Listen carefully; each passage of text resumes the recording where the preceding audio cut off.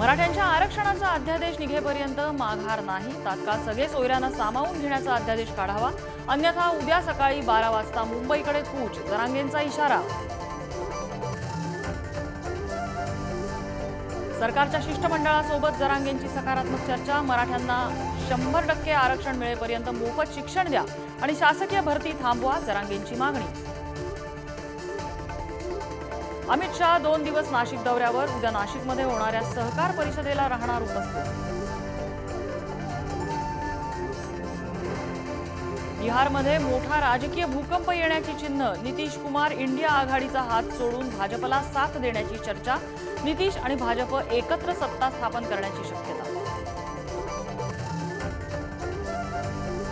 पुण्यात लवकरच नवी महापालिका होणार। पुणे आणि पिंपरी चिंचवड पाठोपाठ तिसऱ्या महापालिकेसाठी आयुक्तांनी मागवला अहवाल।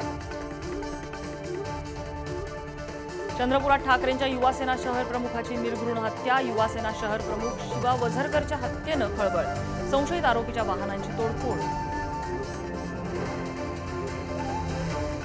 बुलढाण्यात ट्रॅव्हल्स अपघातातल्या मृतांच्या नातेवाईकांना अद्याप मदत नाही। उपमुख्यमंत्री फडणवीसांनी जाहीर केली होती मदत, नातेवाईकांचा फाशी घ्यायचा प्रयत्न।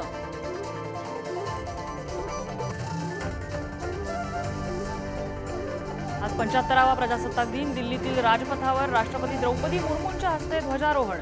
देशभर उत्साहाचं वातावरण, राज्यातही विविध कार्यक्रमांचं आयोजन।